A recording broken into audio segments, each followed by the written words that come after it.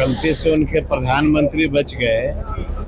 गलती से उन्होंने कहा था कि अब 500 के पार है कि ऐसी भ्रष्ट सरकार देश आजादी के बाद पहली बार देखने को मिला। 20 सूत्री का एक ऐसा कोई मेंबर नहीं था जिन्होंने सरकार की खटिया नहीं खड़ी कर दी। सीओ नहीं सुनता, सीओ चोर है, भ्रष्ट है, थाना नहीं सुनता। हम लोग तो देखते देखते मुस्कुरा रहे थे। मंत्री जी को मैंने गिड़गिड़ाते देखा।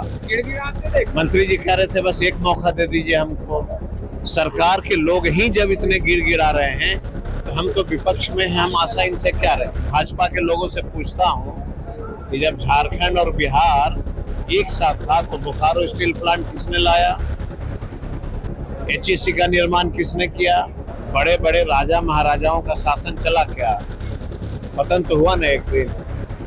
अब पतन के कागार पे हैं इन लोग। इसके पहले चिराग के पहले का अगर इतिहास खंगालते हैं तो 3 भाई सांसद, उसके बाद का इतिहास खंगालते हैं तो चिराग जी, बहनोई जी, भतीजा जी, चचेरा भाई जी, चचा जी, सब लोग हैं। भाजपा का कोई एक ऐसा नेता बताइए जिनके परिवार इस देश में MP विधायक नहीं।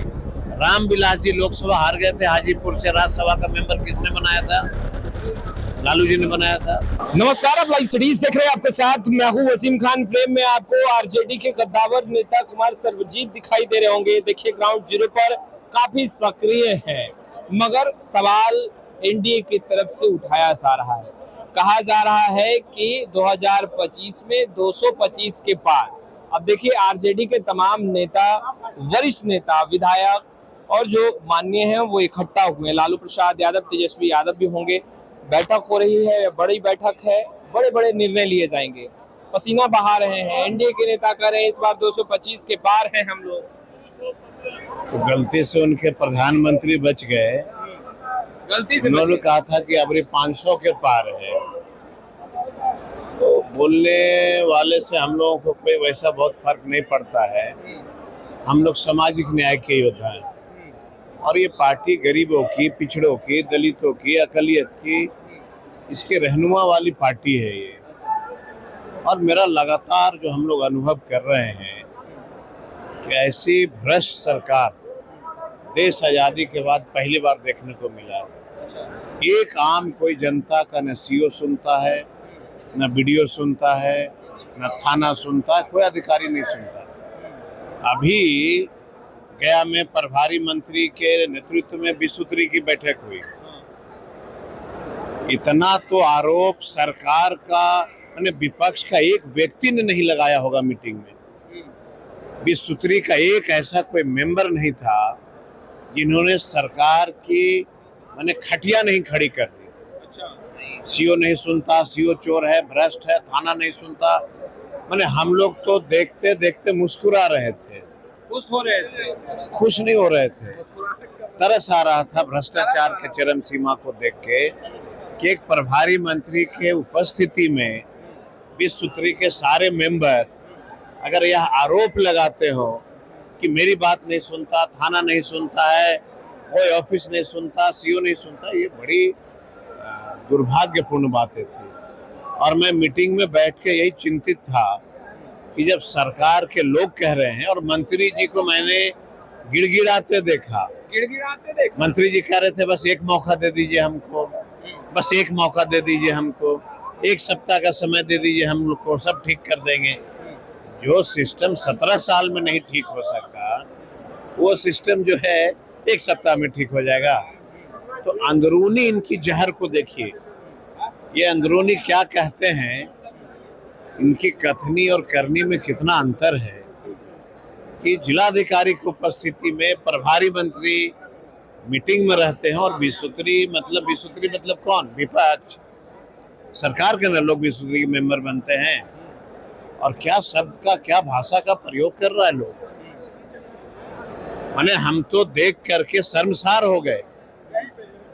मुझे लगा कि अब मैं क्या आशा रख सकता हूँ। सरकार के लोग ही जब इतने गिड़गिड़ा रहे हैं तो हम तो विपक्ष में हैं, हम आशा इनसे क्या रखें। मोदी जी लगातार बिहार के दौरे पर आ रहे हैं, फिर बिहार आ रहे हैं।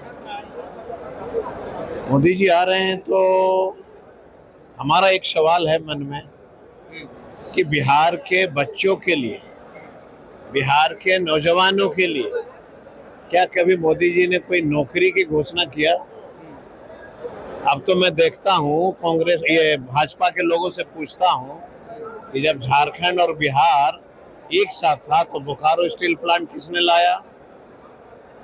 एचईसी का निर्माण किसने किया? टेल्को टिस्को कहाँ से आया? और अब 17 साल से मोदी जी बिहार आ रहे हैं, लेकिन बोलने वाले को थोड़ी शर्म आनी चाहिए कि भाई आप कह रहे हो मोदी जी आ रहे हैं, मोदी आ, तो मोदी जी दे क्या रहे हैं, इस पे तो चर्चा करिएगा। आपको नहीं लग रहा है मोदी जी आएंगे तो फिजाएं बदलेगी, एनडीए मजबूत होगा? कब तक झूठ बोलते रहिएगा? कब तक लोगों को बरगलाते रहिएगा? कब तक धर्म के नाम पे शासन करिएगा? बड़े बड़े राजा महाराजाओं का शासन चला क्या? पतन तो हुआ ना एक दिन। अब पतन के कगार पे हैं इन लोग, पतन के कगार पे। आपके नेता प्रतिपक्ष तेजस्वी यादव ने आयोग को लेकर सवाल खड़े कर कहा कि एक अलग से आयोग गठन हो जाना चाहिए। उस आयोग में जिस तरीके से लोग अपने रिश्तेदार को रख रहे हैं तो जामाई आयोग का गठन। अब जेडीयू ने जो पोस्टर जारी किया है कुमार सर्वजीत जी, कहा है लुगाई आयोग का गठन किसने किया? मुझे तो कहते हुए बड़ा मन तरस आता है। तेजस्वी जी देश के एक ऐसे लीडर जिन्होंने नौजवानों के लिए एक संदेश दिया देश में कि कोई भी नेता हो, नौजवानों के लिए अब काम करना पड़ेगा। लेकिन चिराग जी क्या कर रहे हैं? इसके पहले, चिराग के पहले का अगर इतिहास खंगालते हैं तो 3 भाई सांसद, उसके बाद का इतिहास खंगालते हैं तो चिराग जी, बहनोई जी, भतीजा जी, चचेरा भाई जी, चचा जी, सब लोग हैं। एक पोस्ट आया गरीबों के लिए, कोई एक गरीब का बेटा को दे दिए होते, कोई पासवान को ही दे दिए होते। बिहार में बेचारा गरीब कितना ठोकर खा रहा है, दे देते तो क्या बिगड़ जाता? अब मांझी जी की पुतोह, मांझी जी बेटा, सब लोग हैं। अगर कोई एक गरीब मांझी को दे देते, हरिये मांझी थे बीजेपी से, उन्हीं को दे देते तो क्या हो जाता? ये सवाल तो आप लोगों से पूछे जा रहे हैं कि लालू प्रसाद यादव मुख्यमंत्री रहे, अपने पूरे परिवार को आगे बढ़ाया, दोनों बेटा को विधायक बनाया, एक को नेता प्रतिपक्ष बनाया। एक लालू यादव, इतिहास का पन्ना आपने उलट के देखा है कि नहीं? इतिहास का पन्ना देखा उलट के आपने? भाजपा का कोई एक ऐसा नेता बताइए जिनके परिवार इस देश में एमपी विधायक नहीं। कोई एक व्यक्ति का नाम बताइए, कोई एक व्यक्ति बता दीजिए। इन लोगों के कथनी और करनी में बहुत अंतर है। इन लोग सिर्फ बरगलाना जानते हैं लोगों को, और कोई काम तो है नहीं। लुगाई आयोग पे जवाब दे दे आरजेडी के नेता। लुगाई आयोग का गठन हुआ। इन लोगों का जो शब्द है ये गरीबों को, दलितों को, पिछड़ों को आघात पहुंचाने वाले शब्द होते हैं। हम उनके शब्द पे बहुत ज्यादा चर्चा नहीं करते, क्योंकि इन लोग जो हैं कभी अपने जीवन में किसी दलितों को नहीं देखना पसंद किया।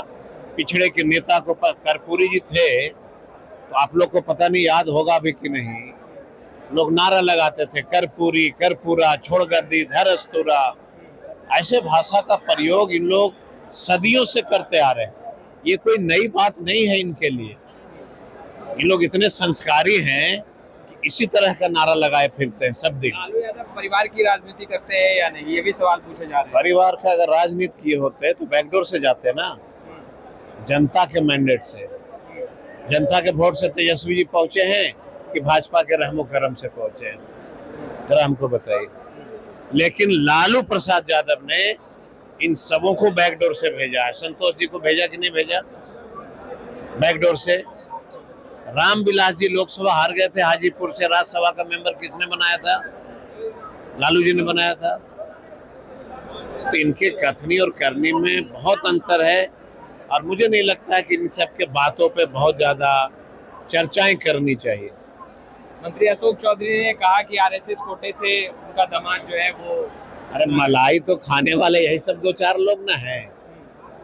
अशोक चौधरी से मैंने सवाल किया था कि जरा बताओ, आप 17 साल से राज भोग रहे हो, एक आध कोई चौधरी डीएसपी जो है शहर में, मतलब सिटी डीएसपी है कि नहीं? एक आध कोई पासवान सिटी डीएसपी है कि नहीं? जरा बताओ, एक आध कोई चौधरी एसडीओ है कि नहीं? जरा कोई पासवान बिहार में एसडीओ है कि नहीं? जरा बताओ कि कोई एक आध कलेक्टर चौधरी बिहार में है कि नहीं? जरा बताओ कोई पासवान कलेक्टर है कि नहीं? जरा बताओ बिहार के किसी जिला में कोई पासवान रविदास चौधरी एसपी है कि नहीं? ये सब सवाल पूछना चाहिए ना। जो लोग दलितों की बात करता हो उनसे ये सवाल पूछिए। आपको मौका मिले तो चौधरी जी से पूछिए कि जरा एक उदाहरण दे दो, बिहार में कोई चौधरी सिटी डीएसपी है, एसएसपी है, सिटी डीएसपी है, एसडीओ है, एडीएम है, डीसीएलआर है, एडीएम है। जरा पूछ लेना सब दलितों का, ये हिस्ट्री निकाल के पूछना चाहिए। तो आपने सुना कुमार सर्वजीत जी को, देखिए कह रहे हैं कि एक बार हिस्ट्री निकाल ले एनडीए वाले और उसके बाद फिर बात करें। फिलहाल इस वीडियो में इतना ही। आपका बहुत बहुत शुक्रिया।